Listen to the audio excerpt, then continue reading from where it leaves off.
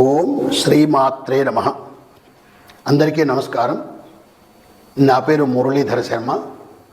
నేను హైదరాబాద్ మణికొండ పుప్పాలగూడ ప్రాంతంలో ఉన్నటువంటి గోల్డెన్ టెంపుల్ వద్ద నివాసం ఉంటుంటాను.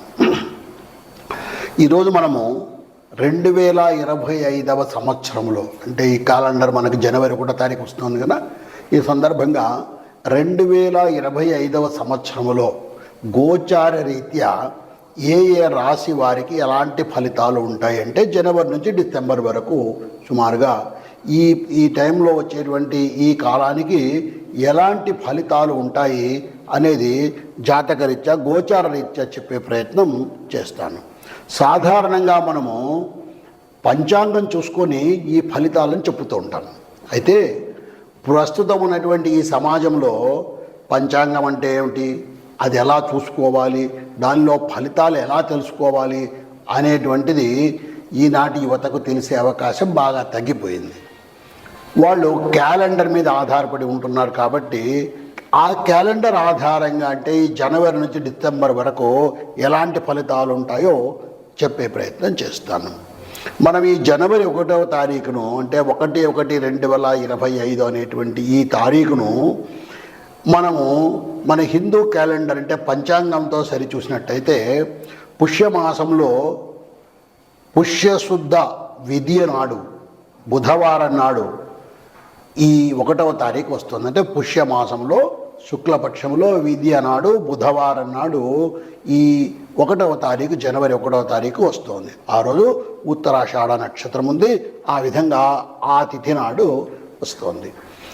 ఈ 25 అనేటువంటి ఇది చూసినట్టయితే మనము క్రోధినామ సంవత్సరంలో కొంతకాలము, విశ్వావసునామ సంవత్సరంలో కొంతకాలము, 2 తెలుగు సంవత్సరాలతో కలుసుకొని ఉంటుంది. ఈ జనవరి 1వ తారీఖు నాడు, జనవరి 1, 2025 నాడు కాస్త గ్రహస్థితి ఏ విధంగా ఉందో కూడా మనం తెలుసుకునే ప్రయత్నం చేద్దాం. దానివల్ల మనకు అసలు మనం గోచారం ఎలా తెలుసుకోవాలన్నది అర్థమవుతుంది. లగ్నము ధనుర్లగ్నంలో ఆనాడు సూర్యోదయం అవుతోంది. అంటే రవి ధనుర్లగ్నంలో అగ్ని రాశిలో ఉంటున్నారు ఆయన. ఆ తర్వాత రవి చెప్పాను కదా, రవి కూడా ధనుస్సులోనే ఉన్నాడు. చంద్రుడు మకర లగ్నంలో ఉన్నాడు. కుజుడు వక్రస్థితిలో కర్కాటక రాశిలో ఉన్నాడు. బుధుడు వృశ్చిక రాశిలో, గురువు వృషభ రాశిలో, శుక్రుడు కుంభరాశిలో, శని కూడా కుంభరాశిలోనే స్వక్షేత్రంలో ఉన్నాడు. రాహువు మీనరాశిలో, అలాగే కేతువు కన్యారాశిలో ఉన్నాడు. ఈ విధంగా 2025 జనవరి 1 నాడు గ్రహస్థితి ఉంటుంది. సూర్యోదయం అవుతున్నటువంటిది ధనుర్లగ్నంలో అవుతుంది. ధనుర్లగ్నము శుభలగ్నము కాబట్టి 2025 సంవత్సరం కూడా శుభంగా ఉంటుందని ఆశిద్దాము. అయితే మనము గోచార ఫలాలు తెలుసుకునేటప్పుడు మనకు నవగ్రహాలు ఉన్నప్పటికీ కూడా, అంటే 9 గ్రహాలు ఉన్నప్పటికీ కూడా గురు, శని, రాహు, కేతు అనేటువంటి ఈ 4 గ్రహాల యొక్క ప్రభావాన్నే మనము ఎక్కువగా తీసుకొని ఈ గోచారాన్ని పరిశీలిస్తుంటాము. ఎందువల్లంటే మిగిలిన గ్రహాలు కొన్ని నెల రోజులకే మారిపోతాయి, కొన్ని 45 రోజులకు మారిపోతాయి. అలాగే చంద్రుడైతే 2.5 రోజుకే ఒక రాశి నుంచి ఇంకొక రాశికి మారిపోతుంటాడు. కాబట్టి ఆ ఫలితాలు మన మీద అంత ఎక్కువ ప్రభావం చూపి ఎక్కువ కాలం ఉండేటువంటివి గురు, శని, రాహు, కేతువులు అనేటువంటి ఈ 4 గ్రహాలు మనకి ఎక్కువగా ఫలితాలను ఇస్తుంటాయి. ఇప్పుడు అలాగే గురువు అనేటువంటి గ్రహము 2, 5, 7, 9, 11 స్థానాల్లో ఉన్నప్పుడు శుభ ఫలితాలను ఇస్తాడు. అలాగే శని 3, 6, 11 స్థానాల్లో ఉన్నప్పుడు శుభ ఫలితాన్ని ఇస్తాడు. ఇంకొక ముఖ్యమైన విషయము, శని 12, 1, 2 స్థానాల్లో ఉన్నప్పుడు, అంటే మీ రాశి నుంచి 12వ స్థానము, 1వ స్థానం, 2వ స్థానంలో ఉన్నప్పుడు 7.5 సంవత్సరాలు ఏళ్ళనాటి శని అని చెప్పి కాస్త దుష్ఫలితాలను ఇవ్వటము, అలాగే 4వ ఇంట్లో ఉన్నప్పుడు అర్ధాష్టమ శని అని చెప్పి దుష్ఫలితాలను ఇవ్వటము, 8వ ఇంట్లో ఉన్నప్పుడు అష్టమ శని అని దుష్ఫలితాలను ఇవ్వటము. అంటే మనకు ఉన్నటువంటి ఈ 12 స్థానాల్లో కేవలం 3, 6, 11 స్థానాల్లో ఉన్నప్పుడు మాత్రమే శని శుభ ఫలితాలను ఇస్తుంటాడు. అలాగే రాహుకేతువులు కూడా 3, 6, 10, 11 స్థానాల్లో ఉన్నప్పుడు మాత్రమే శుభ ఫలితాలను ఇస్తారు. ఈ విధంగా మనకు ఏ గ్రహాలు ఏ స్థానాల్లో ఉన్నప్పుడు ఫలితాలను శుభ ఫలితాలను ఇస్తారో తెలుసుకున్నాం. అలాగే ఇప్పుడు ఈ గురువు, శని, రాహు, కేతు అనేటువంటి వాటిలో వేటిని ప్రభావం చేస్తారో మన జీవితంలో అన్నది తెలుసుకుంటే, గురువు చదువు, ధనము, జ్ఞానము, వివాహము, భక్తి, సంపద, సంతానము ఇలాంటి వాటిని గురువు ప్రభావితం చేస్తాడు. అలాగే శని న్యాయము, అన్యాయము, పనిచేసే లక్షణము, మానసికమైనటువంటి ఒత్తిడి, కర్మఫలము, ఆరోగ్యము, ఆయుష్ అనేటువంటి వాటిని శని ప్రభావం చేస్తాడు. ఇక రాహును మనం పరిశీలించినట్టయితే మనకు భ్రమలు కల్పించడము, మానసికమైనటువంటి ఒత్తిడిని కల్పించడము, ఇలాంటివి మన ఆరోగ్యాల మీద, ప్రత్యేకించి మానసిక ఆరోగ్యం మీద ఎక్కువ ప్రభావాన్ని రాహువు చేస్తుంటాడు.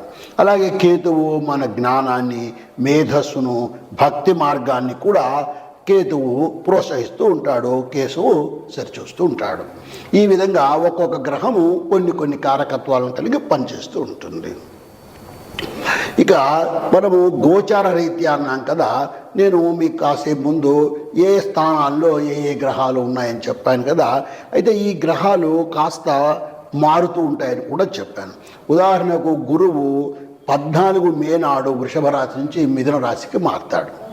అలాగే శని 23 మార్చి 2026 నాడు కుంభం నుంచి మీనరాశికి వెళ్తాడు.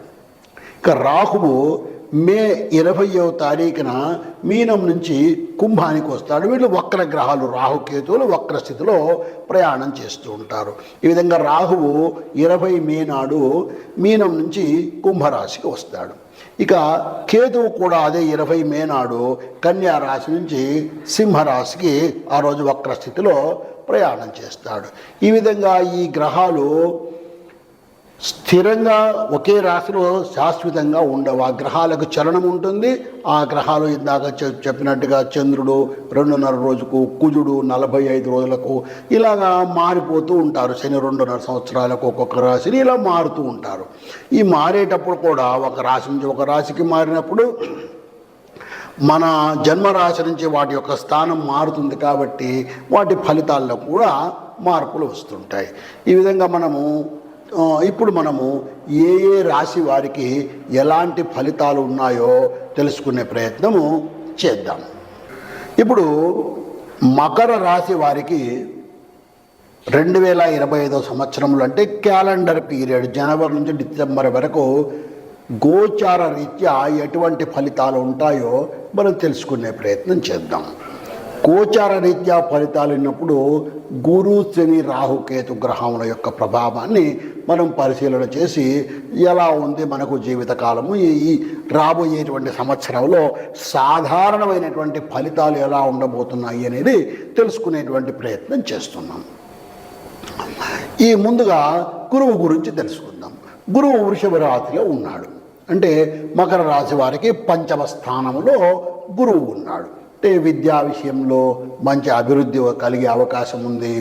సంతాన విషయంలో కూడా మంచి అవకాశాలు ఉన్నాయి. సంతానం లేని వారికి సంతాన యోగం కలిగే అవకాశం కూడా ఈ కాలంలో ఉంటుంది. అంటే ఈ కాలం ఇప్పుడు దాదాపు అయిపోతుంది. 5వ స్థానం నుంచి 6వ ఇంటికి మేలోనే రాబోతున్నాడు. కాబట్టి ఇంకా ఈ 4-5 నెలల కాలం ఏదైతే ఉందో ఈ 4-5 నెలల కాలం కూడా శుభ సమయము అని తప్పకుండా చెప్పవచ్చు. మకర రాశి వారికి గురువు యొక్క ప్రభావం వల్ల శుభం జరిగే అవకాశం ఉంది. అట్లాంటి గురువు 14 మే 2025 నాడు 5వ ఇంటి నుంచి 6వ ఇంటికి మిథున రాశికి వస్తున్నాడు. మిథున రాశి అనేటువంటిది ఈయనకు 6వ ఇల్లు, శత్రురోగ రుణస్థానము, ఆరోగ్య స్థానము. అటువంటి మిథున రాశిలోకి గురువు రావడం వల్ల కాస్త ఆర్థిక సమస్యల నుంచి కోలుకోవడము, ఉద్యోగాల్లో అభివృద్ధి ఉండడము, ఇవన్నీ కూడా ఉండే అవకాశము ఉంది గురువు యొక్క ప్రభావం యొక్క శుభ ప్రభావం వలన. ఇక రెండవ ముఖ్యమైనటువంటి గ్రహం మనకు శని. ఈ శని కుంభరాశిలో ఉన్నాడు, అంటే రెండవ ఇంట ఉన్నాడు. మకర రాశి వాళ్ళకు కుంభం రెండవ ఇల్లు. ఈ రెండవ ఇంట అంటే ధన కుటుంబ స్థానములో స్వక్షేత్రములో కుంభంలో శని ఉన్నాడు.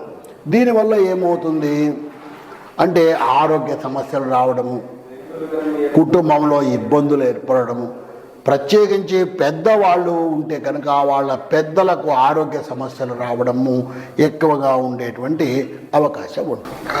తరువాత ఈ మకర రాశి వారికి కుంభంలో ఉన్నటువంటి శని 29 మార్చి 2025 నాడు 3వ ఇంటికి మీనరాశిలోకి ప్రవేశిస్తున్నాడు.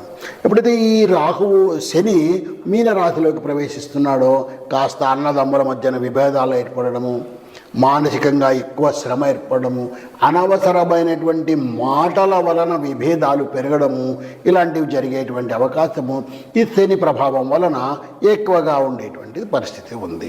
కాబట్టి తప్పకుండా ఈ మకర రాశి వాళ్ళు ఈ శని ప్రభావాన్ని తగ్గించుకోవడానికి తగినటువంటి పరిష్కారాలను చేసుకోవాలి. ఆ తర్వాత మనకు ముఖ్యమైనటువంటి గ్రహము రాహుగ్రహము. ఈ రాహువు ప్రస్తుతము మీనరాశిలో ఉన్నాడు. మీనరాశి అంటే మకరం వారికి తృతీయ స్థానం అవుతుంది. ఈ తృతీయ స్థానంలో ఈ రాహు ఉండడం వల్ల తీవ్ర గ్రహము, తర్వాత పాపగ్రహము ఉండడం వలన కాస్త అన్నదమ్ముల మధ్యన విభేదాలు ఏర్పడము, కొత్తగా చేసే ప్రయత్నాలు ఇబ్బందులు పడడము, ఇలాంటివన్నీ కూడా ఈ రాహుగ్రహం వల్ల జరిగే అవకాశం ఉంది. అయితే ఇటువంటి రాహుగ్రహము ఫిబ్రవరి 20, 2025 నాడు మీనం నుంచి కుంభరాశికి వస్తాడు. వక్రగ్రహం కాబట్టి ఇది వెనక్కు ప్రయాణం చేస్తుంది, కుంభరాశిలోకి వస్తాడు. ఈ కుంభము రెండవ ఇల్లు ఈ మకర రాశి వారికి. ఈ కుంభంలో ఉండడం వల్ల మాటల వలన అనవసరమైనటువంటి ఇబ్బందులు కలిగే అవకాశం ఎక్కువగా ఉంటుంది. కాబట్టి ఇతరులతో మాట్లాడేటప్పుడు ఆచితూచి మాట్లాడడం, అది అన్నదమ్ములు తల్లిదండ్రులు అయినా సరే కాస్త జాగ్రత్తగా ఆలోచన చేసుకొని మాట్లాడడం అనేది తప్పకుండా ఈ మకర రాశి వాళ్ళు అలవాటు చేసుకోవాలి.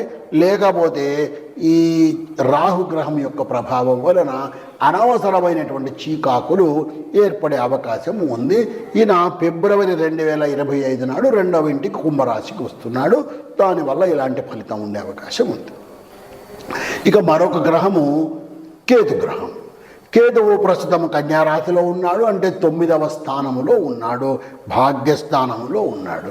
ఇక్కడ ఈయన ఏం చేస్తాడో మన యొక్క ఆధ్యాత్మికపరమైనటువంటి ఆలోచనలు పెంచుతాడు. దాని వలన మనకు ప్రయాణాలు పెరగడము, కొత్త ప్రాంతాలకు వెళ్ళడము, దేవాలయ దర్శనం జరగడము, ఇలాంటివన్నీ కూడా జరిగేటువంటి అవకాశం ఉంటుంది కేతువు యొక్క ప్రభావం వలన. ఇట్లాంటి కేతువు ఫిబ్రవరి 2025 20వ తారీఖు నాడు సింహరాశిలోకి అంటే 8వ స్థానంలోకి వస్తున్నాడు. 8వ స్థానంలోకి ఎప్పుడైతే వస్తున్నాడో అది పాపస్థానం. ఆ పాపస్థానంలోకి ఈ కేతు గ్రహం ఎప్పుడైతే చేరుతున్నాడో లేనిపోని కన్ఫ్యూషన్స్ను క్రియేట్ చేయడం మొదలు పెడతాడు. ఆర్థిక విషయాల్లో చాలా జాగ్రత్తగా ఉండాలి, రహస్యంగా వ్యవహరించాలి.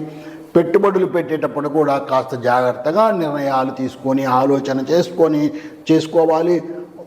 ఖర్చులు చేసేటివి ఏవైనా ఉన్నా కూడా ఒక వ్యయము అనేటువంటిది చేసేటప్పుడు ఒక ప్రణాళిక వేసుకొని ఒక ఆలోచన చేసుకొని దాని ప్రకారం చేసుకోవాలి. అలా చేయకపోయినట్టయితే ఈ మకర రాశి వాళ్ళు కాస్త ఇబ్బంది పడతారు.